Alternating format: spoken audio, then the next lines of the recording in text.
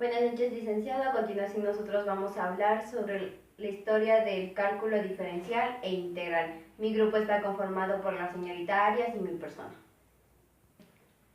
El cálculo diferencial es una poderosa herramienta matemática para analizar el cambio en las cosas. Las bases de esta herramienta son algunas reglas sencillas para calcular la derivada. Alrededor de 600 años antes de Cristo, alguien descubrió que para poder obtener agradables acordes en un instrumento de cuerda, el largo de esas cuerdas tenían en relación de números sencillos de 1 a 2, de 2 a 3. Eso se le llama armonía pitagórica y fue un descubrimiento importante. Esa es la primera vez que se relacionaban entre sí las matemáticas y el mundo físico. Pero esa relación fue olvidada y hubo que redescubrirla lentamente y con grandes dificultades. Unos 1000 años después, fue Galileo Galilei quien lo entendió. Galileo escribió: el verdadero conocimiento está escrito en un enorme libro, abierto constantemente ante nuestros ojos. Me refiero al universo, pero uno no puede entenderlo. Uno debe aprender la lengua y a reconocer los caracteres para poder entender el lenguaje en el que está escrito.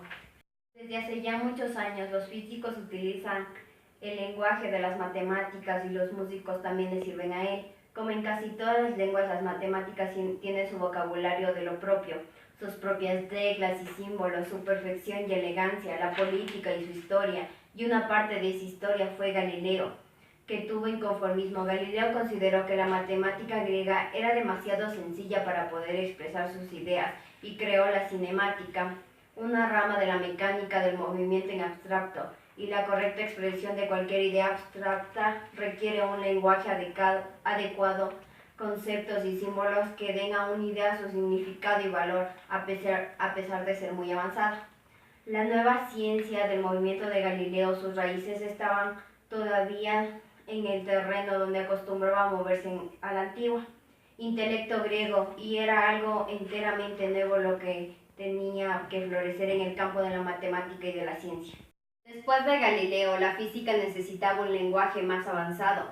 Aproximadamente después de 25 años de su muerte, se descubriría por fin ese famoso lenguaje y comenzaría a utilizarse a partir de entonces. Se llamaría cálculo diferencial. El cálculo diferencial es muy potente y, como en cualquier lenguaje, su poder deriva de la idea de lo que sustenta la derivada. La derivada es para la cinemática lo que las ruedas son para un viaje, un medio sencillo pero muy eficaz para poder obtener una perspectiva completa de lo que es una derivada. Nada mejor que un poco de ejercicio. La derivada no solo se aplica a un medio moviéndose horizontalmente, ni tampoco a un cuerpo moviéndose verticalmente, hacia arriba o hacia abajo o como sea. La derivada es el ritmo de cambio de cualquier función en un determinado punto instante.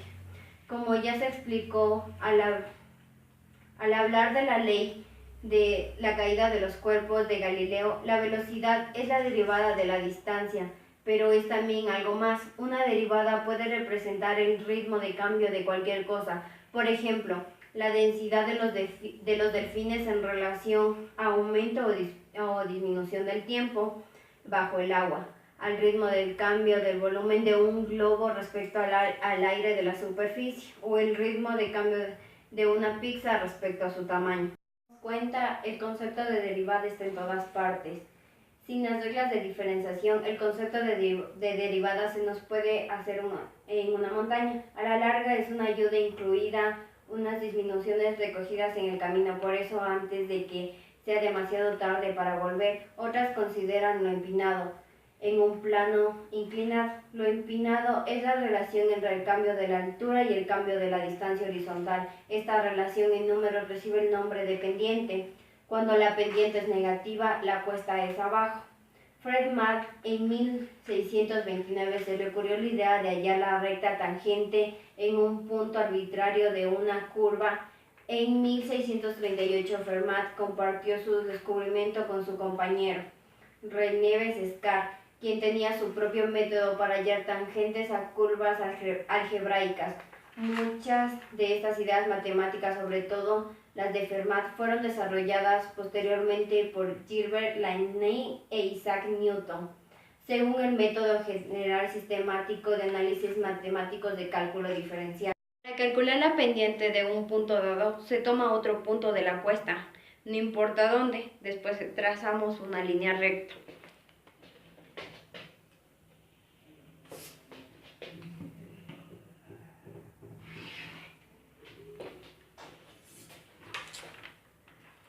A esta línea recta se le llama cuerda, que une esos dos puntos, y la pendiente depende de la posición del segundo punto. Si el primer punto y el segundo están próximos, la cuerda es una aproximación bastante acertada del recorrido de la misma.